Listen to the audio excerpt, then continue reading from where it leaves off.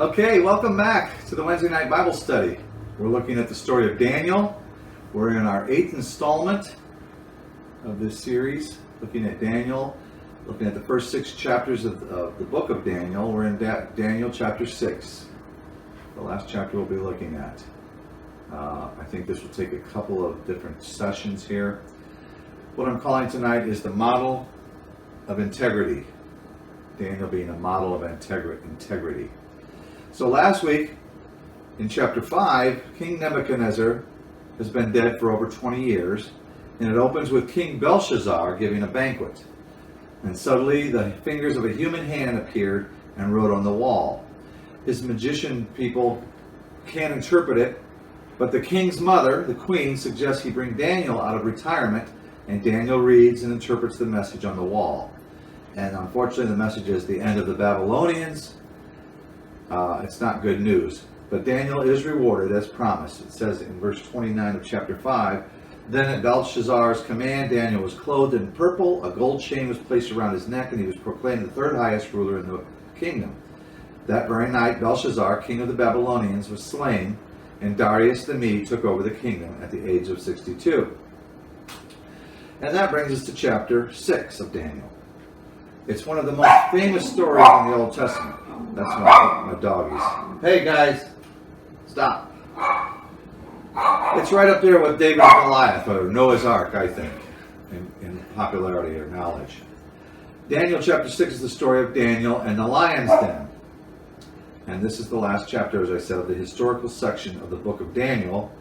And I look at it as one more demonstration of God's miraculous power to deliver what he delivers. We've seen delivery from the fire furnace earlier, and this is one more demonstration of God's sovereignty over a great pagan power. We've seen him before bring down a Nebuchadnezzar and a Belshazzar. But it's also a demonstration or a model of what integrity looks like. Integrity exhibited by Daniel. Okay, so we ended the last chapter with the end of the Babylonian Empire. The death of Belshazzar in the beginning of the reign of Darius the Mede at the age of 62.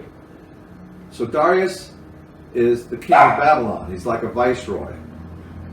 He wanted to get the machinery running smoothly, especially the finances. So Daniel in his 80s seems to be taken out of retirement. He had quite a resume in administration, but he also had qualities hard to quantify on a resume. So let's begin to read. It pleased Darius to appoint 120 satraps to rule throughout the kingdom, with 3 administrators over them, one of whom was Daniel. The satraps were made accountable to them so that the king might not suffer loss. Okay, as I said, this is the beginning of a new empire, the Medes and the Persians. How would they organize their empire? Okay, now the Babylonian kings were absolute monarchs. And it looks like the rulers of this new empire like to delegate. The word satrap comes from an old Persian word that meant protector of the kingdom. What it was specifically was a provincial governor of a province. So now try to imagine one king trying to oversee 120 governors. One person couldn't keep track of them all. So the king appointed 3 administrators or commissioners to oversee the 120. And one of them was Daniel. Verse 3, Now Daniel so distinguished himself among the administrators and the satraps by his exceptional qualities that the king planned to set him over the whole kingdom. So, as we've seen throughout these weeks, Daniel was exceptional in so many ways. He was 80 years old, so he had a lot of experience. He was knowledgeable, he was intelligent, he was learned, he was wise. And it didn't hurt that he could understand visions and dreams. So looking again here at verse 3, it says he distinguished himself by his exceptional qualities. Some translations say he distinguished himself by his extraordinary spirit. New American Standard is what I'm specifically thinking of. His extraordinary spirit. This quality of an extraordinary spirit was noted in earlier chapters. Keeping in mind the pagan rulers over Daniel didn't grasp the one true God, the Hebrew God, they did know that there was something special about Daniel. In chapter 4, we read what King Nebuchadnezzar said to Daniel. back in chapter 4, verse 9. I said, Belteshazzar, that's Daniel, chief of the magicians, I know that the spirit of the holy gods is in you, and no mystery is too difficult for you. And then again, several verses later, in verse 18, now Belteshazzar, tell me what it means, for none of the wise men in my kingdom can interpret it for me. But you can, because the spirit of the holy gods is in you. The spirit of the holy gods is in you. And then in chapter 5, we heard from the queen. Chapter 5, verse 11. There is a man in your kingdom who has the spirit of the holy gods in him. In the time of your father, he was found to have insight and intelligence and wisdom like that of the gods. And then King Belshazzar also says this of Daniel in chapter 5, verse 14. I have heard that the spirit of the gods is in you, and that you have insight, intelligence, and outstanding wisdom. So quite a reputation of having the spirit of the gods in you, the spirit of the holy gods in you. That was what they said about Daniel. The king recognized all that and wanted to promote him even higher.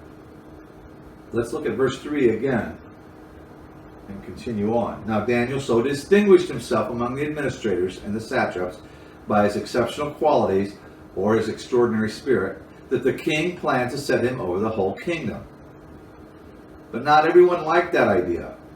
We see in verse 4, at this, the administrators and the satraps tried to find grounds for charges against Daniel in his conduct of government affairs, but they were unable to do so. They could find no corruption in him because he was trustworthy and neither corrupt nor negligent.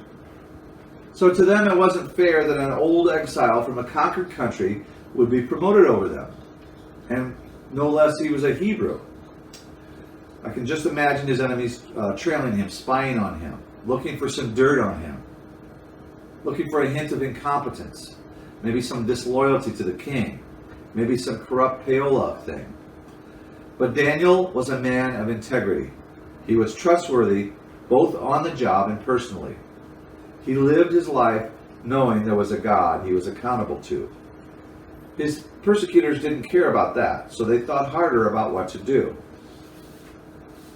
So in verse 5, finally, these men said, we will never find any basis for charges against this man Daniel unless it has something to do with the law of his God. So Daniel's enemies were getting frustrated. They couldn't find anything against him, but they had an idea. What about the law of his God? And that idea turned into action in verse 6. So the administrators and the satraps went as a group to the king and said, O King Darius, live forever. The royal administrators, prefects, satraps, advisors, and governors have all agreed that the king should issue an edict and enforce the decree that anyone who prays to any god or man during the next 30 days, except to you, O king, shall be thrown into the lion's den. Now, O king, issue the decree and put it in writing so that it cannot be altered in accordance with the laws of the Medes and Persians, which cannot be repealed. Verse 9, so King Darius put the decree in writing. Notice that they started with a lie. They said that all agreed. All of those leaders agreed. Well, Daniel didn't. He wasn't even in on it. Notice they used flattery and they puffed up the king's ego. And it seemed to have worked. King Darius put the decree in writing. And what did Daniel do? Now when Daniel learned that the decree had been published, he went home to his upstairs room where the windows opened toward Jerusalem. 3 times a day he got down on his knees and prayed, giving thanks to his God, just as he had done before. So what did Daniel do? He prayed. But look closely, he did nothing different. Those last words were, just as he had done before. Just as he had done before. Daniel didn't suddenly pray to God in a moment of panic. Now that's not a bad thing that we do that. We pray when things are rough. Pray during times of trouble. But Daniel's prayer life was the best kind, which was constant prayer. His walk with God was consistent. He was used to bringing all his needs to the Lord. He trusted God, and that trust kept him from being overwhelmed with fear. Notice his praying included giving thanks to his God. All right, the decree was made, and Daniel is not following it. As we read, there is a heavy penalty for disobeying the decree, and that was to getting thrown in the lion's den. Using a phrase we learned from Daniel's story last time, we can read the handwriting on the wall. What's about to happen here? Things do not look like they will go well for Daniel. And so we're going to look at what happens next week. I would like to leave this first half of the story, chapter 6, with a couple thoughts on integrity. A couple things Daniel exhibited. He exhibited an excellent work ethic. He was faithful. There was no corruption. He was trustworthy. He was not negligent. He had exceptional qualities. He possessed an extraordinary spirit. The consequences of this excellent work ethic would be promotions. He was often rewarded by King Nebuchadnezzar, by Belshazzar, by Darius. But on the negative side of consequences, there was jealousy from others. And then another thing Daniel exhibited was an excellent prayer life. Consistent, regular prayer. Not just crisis-oriented, but in all times, in all things, the good and the bad. There was an openness.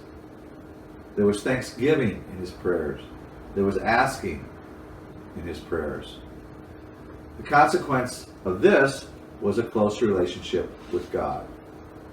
And that's where I shall leave it. We'll continue on about this story about the lion's den next time. In the meantime, take care, and may the Lord be with you.